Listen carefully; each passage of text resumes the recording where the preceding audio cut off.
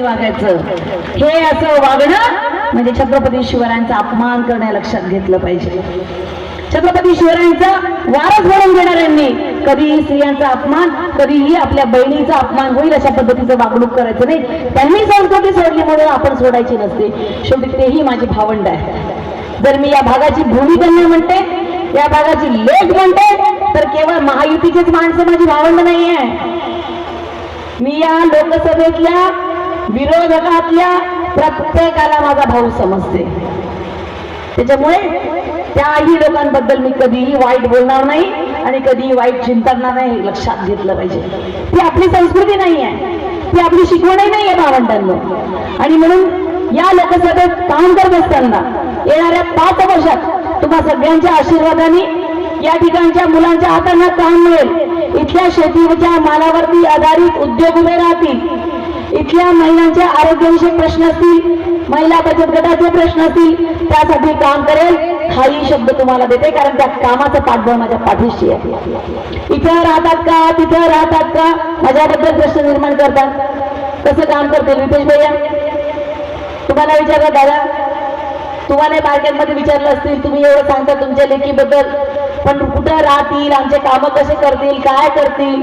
पण बांधवांनो एक लक्षात घ्या, ज्या तेलंगणातली तेलुगू मला समजत नाही, ज्या कर्नाटकमधली कर्नाटक मला समजत नाही, ज्या गुजरातमधली गुजराती मला समजत नाही, त्या राज्यांमधल्या युवकांच्या हातांना काम दिलं, महिलांना पायांवर उभं केलं, छोट्या छोट्या व्यावसायिकांना जर आर्थिक सक्षम केलं, तर हे माझं यवतमाळ वाशिम माझं माहेर आहे. माहेर इथल्याही युवकांसाठी, इथल्याही लोकांसाठी मी सक्षमपणे काम करू शकते. त्याच्यामुळे माझ्या कुवतीवर प्रश्न निर्माण करायची कोणीही विचार करायचा नाही. सिस्टीमने काम करावं लागतं. अब वो दिन है जब राजा दरबार में बैठेंगे और जनता उनके पास आएगी. आता तसं नाही, तुम्ही कुठे राहाल आणि कुठे काम कराल. तुम्ही तर इथेच होते 10 वर्ष, मंत्रीपद घेऊन इथेच होता. आपण काय विकास केला आपल्या भागात, आपण काय काय योजना राबवल्या, किती लोकांना सक्षम केलं, या विषयांवर बोललं पाहिजे. विचारांचा विरोध विचारांना केला पाहिजे. आजपर्यंत जे जे काम केलं आदरणीय जीवनटाक आपल्याला माहिती आहे, शासनाचा 1 रुपयाचा निधी, शासनाचा 1 रुपयाची ग्रँड मी माझ्या आयुष्यात कधी वापरले लक्षात घेतलं पाहिजे.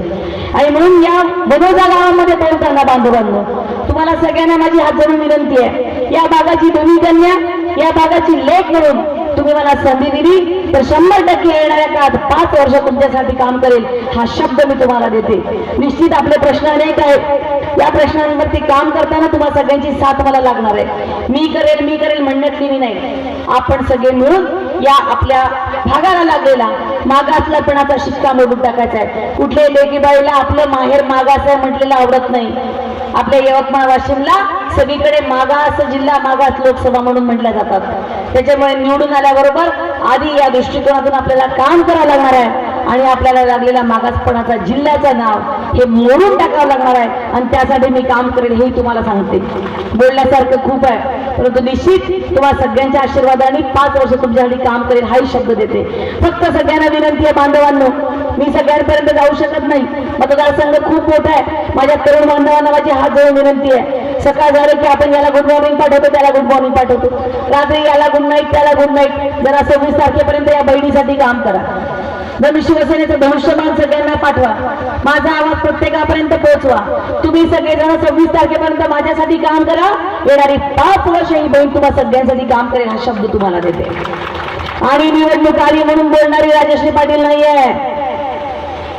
ही पावसाळ्या छत्र्या उगवल्या, निवडणुकीसाठी काम करणारे लोक समोरच्या पक्षात आहे. माझा 26 वर्षाचा इतिहास, 35 वर्षाचा इतिहास तपासून घ्यायचा. जिथं माझं रक्ताचं कोणी नाही, जिथं माझं नात्याचं कोणी नाही, जिथं मला निवडणुकीला उभं राहायचं नाही, जर तसं करायचंच असतं तर मी माझा एखादा मतदारसंघ बांधला असता आणि तेवढ्या पुरतंच काम केलं असतं.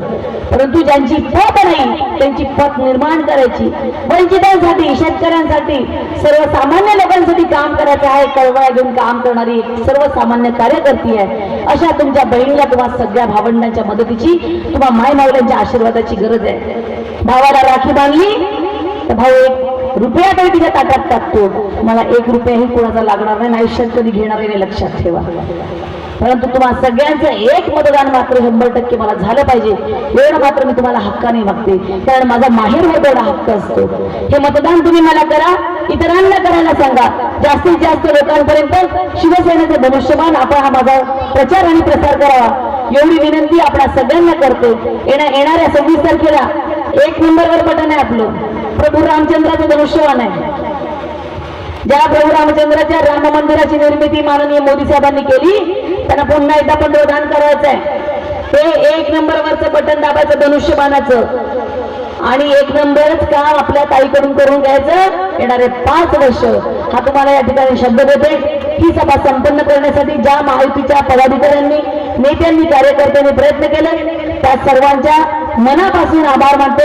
इथे उपस्थित असलेले या भागातील सगळ्या लोकांचे मनापासून आभार मानत नाही, आभार परक्यांचे मानायचे असतात. एकदा तुम्हाला मी माझं म्हटलं, मी माझं माहेर मांडलं, मी जर तुमची लेक झाली तर या लेकीचा आपला हक्क असतो.